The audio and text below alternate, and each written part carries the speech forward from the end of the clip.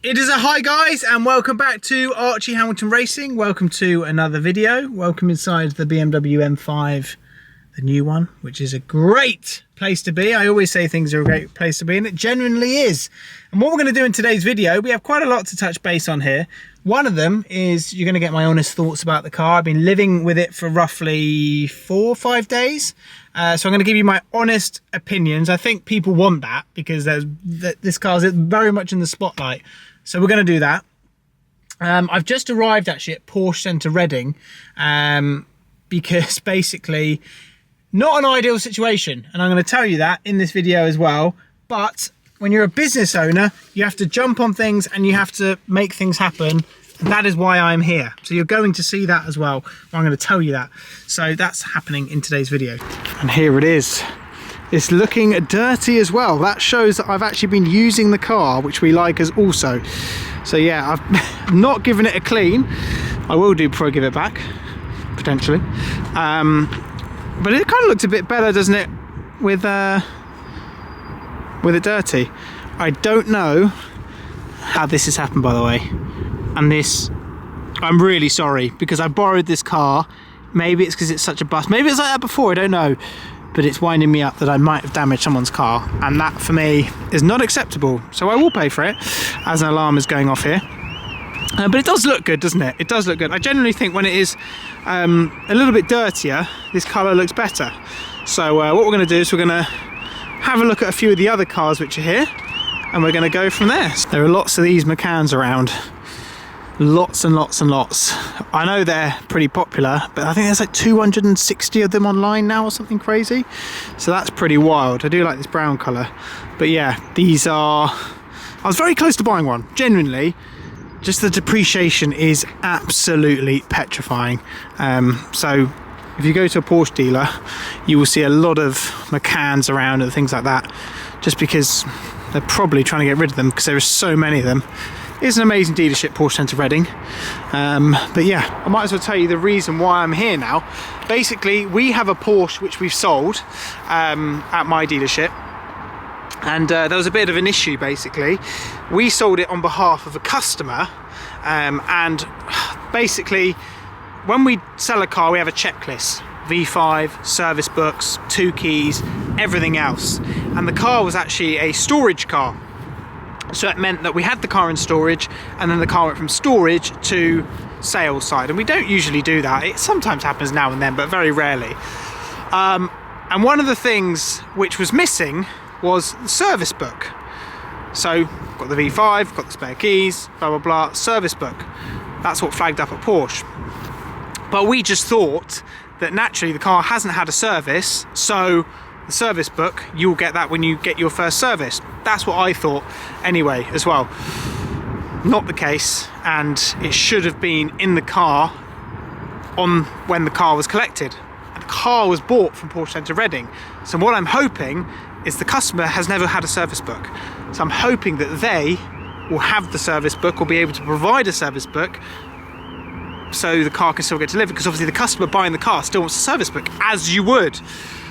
So that is basically what I'm sorting today. So there's loads of situations in business where you just have to jump on it and you have to sort it. And I was like, I've got to sort that and I've got to get down there and I've just got to speak to somebody. I'm not waiting for a phone call. I want the customer receiving the car to be happy and the customer selling the car to be happy. And when it's your business, it's not a case of, I'll wait for them to call me. You just got to get it done. It's not a, oh, what if. You just got to get sorted. And that's what I want to do today. So that is why I'm here. Pretty certain this is Matt Watson's old car. I'm pretty certain it is, but maybe I'm wrong. I swear he did the decals like that, didn't he? Am I wrong? Am I right? Pretty certain that is the one. He's getting an ST, isn't he? So I know he's selling this. Can someone tell me if that was his old one or not? Pretty certain it is. GT4 RS is lovely. Lovely Targa. Flipping hell, Targas are expensive. 181. Flipping hell. That is a lot of money for a Targa, isn't it? Jeez, okay, fair enough. I'm in the wrong game. Well, I'm in the same game, but you know what I mean. GT4 RS in red, with gold wheels. Lovely, lovely, lovely. Then this is coming into the perfect time. 911 turbo. And the turbo S. Very nice. This is a car which I think looks unbelievable. The Carrera GTS in this lovely, I don't think it's blue, but it's not grey. It's kind of like a grey light blue. I think that's the best way to describe it. Such a lovely colour. Looks unreal. The new 911 Carrera GTS. Oh, I am such a fan of that. Look at that. That is unflipping real. What a colour that is. Unreal. So unreal, I'm going to keep saying it's unreal. There's a lovely GT3 goes past us. Turbo S Taycan, and there's a really nice coloured GT3 down here as well, which looks really nice. Look at this colour. Wow. That is a colour and a half. I don't think it's coming across on camera actually, how nice that colour is. But that is absolutely lovely. Look at that. Looks amazing. I'm a huge fan of that. What do you reckon? Oh, that colour is madness. Right, we are inside the all-new BMW M5, and I'm going to give you my honest thoughts as I'm driving on a motorway. Probably not the best place to give you my honest thoughts, because this is a car which is, well, actually no, it is quite comfortable. But anyway, let's talk about it. I've lived with this car for about 4 to 5 days, and it's been great. It's been good to live with. I was slightly sort of conscious before, because obviously people have said online how heavy it is and everything else like that, but I wanted to give it a chance because it is the kind of new thing, the hybrid and blah blah blah, and we can't get away from it. Like, we can say it all day long, oh, it's a shame things are hybrid, but this is where cars are going, and I think what we just need to do is kind of accept it, live with these cars, and then we can have a judgment. I personally, with the 7 Series as well, I like hybrid. I think it works in many different ways, and I'm also interested in how the hybrid system works. So on the 7 Series, it's very much like it will use all the hybrid until there's kind of no hybrid left, and on here it kind of drip feeds the hybrid. You'll drive around sort of 5-10 miles an hour, and then sort of the motors will kick in. But I think the difference is that you can feel that it is quite heavy. There is an element of that, and there's no hiding away from that. But I think they've done a great job on what the car is. The speed of it, for me, is just ridiculous. Like, I managed to be able to get my foot down at one point, and I was like, that is so flipping fast. That is supercar speed. Like, there is no way you would ever go faster, even need to go as fast on the road than one of these could potentially do. I love all the tech. I think the tech is absolutely insane.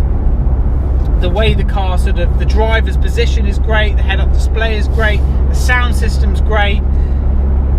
The only thing for me, in terms of compared to living with a 7 Series, if you can compare a 7 Series to a flipping M5, you can't really, is that the 7 Series is much more comfortable.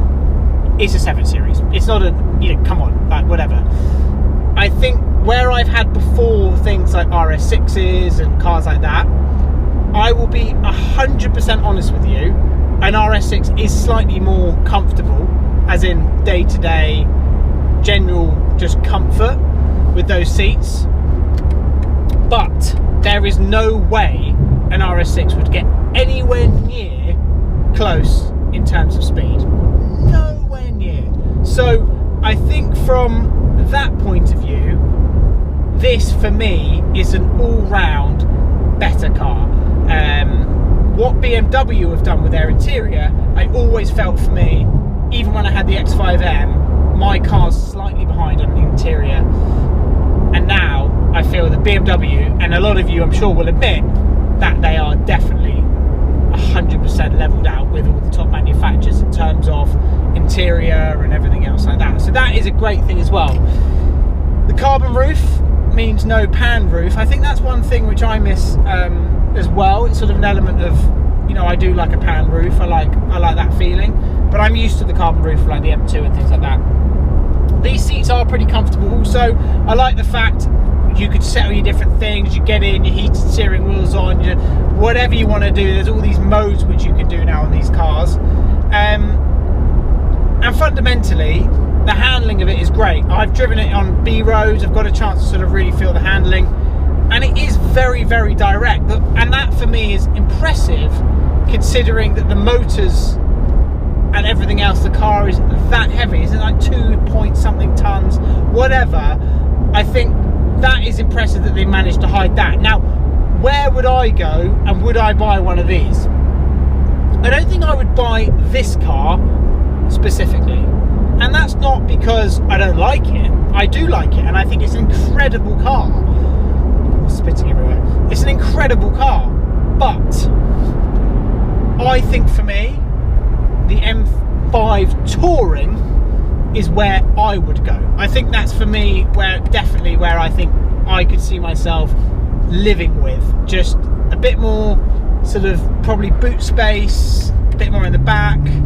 I think that would be the car for me. It would be kind of the RS6 rival. Do you know what I mean? So that's where I would go. Now, I've spoken to John at Dick Love at Swindon, and I was like, look, if you can get an allocation on an M5 Touring, I would be keen.